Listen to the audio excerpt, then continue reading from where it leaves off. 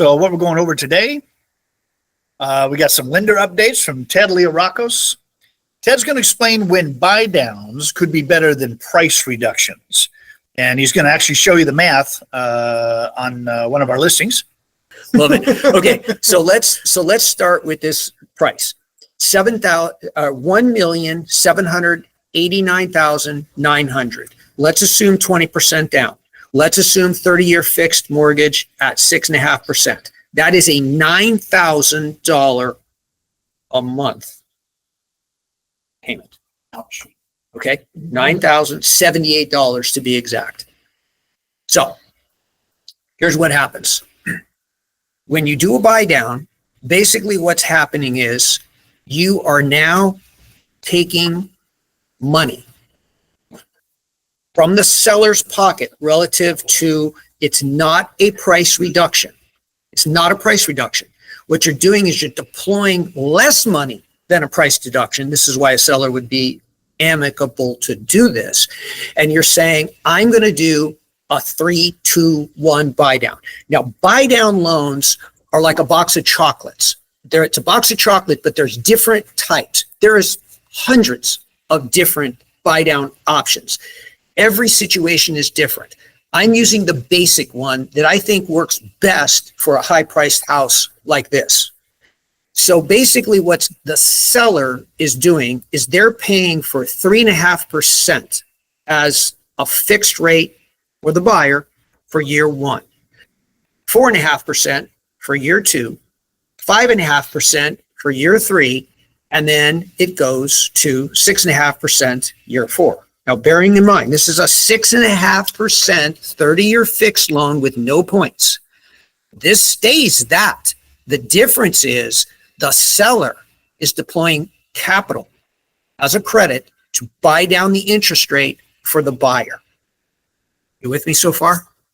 Here's the difference in payment. Instead of $9,078 per month, which you see at the bottom, they have year one, $6,431. That's their payment year one, principal and interest. No taxes and insurance in this. This is to keep it simple, principal and interest. Year two at 4.5%, $7,268 a month. Year three, $8,148 a month. And then in year four, they go to what they would have if there was no buy down. Here is the temporary savings. When you see year one payment versus year two payment versus year three payment based on 6.5% being the note rate, this shows the annual savings all the way to the right of that column. It also shows at the bottom, when you add it all up, the total buy down cost is $64,650. So that's how much the seller would deploy. Now, here's the really cool part. If your client is going to be faced with considering, and I'm talking about the seller, with, okay, we got to drop the price, $75,000 in order to get somebody to buy this house, that's a better option. And as a real estate agent, I think you guys can agree that keeping the prices stable in the neighborhood, because you don't want to be the one that creates that first step down, where everybody in the neighborhood knows, oh, geez, you just sold the house for $75,000 less than it was listed for. That's kind of a loss, even though it's a win because you got the deal done. This is a way to basically take what the builders created and you're using it to facilitate a sale. Now, the thing that's amazing for a buyer, when a buyer calls and says, hey, Ted, can you explain this? Yes, here's the way to explain it. The seller is deploying the capital to be able to buy this rate down. But here's the really cool part. If rates drop in 2026, or if rates drop in 2027, whatever of those buy down funds that you see, that's the buyer's money.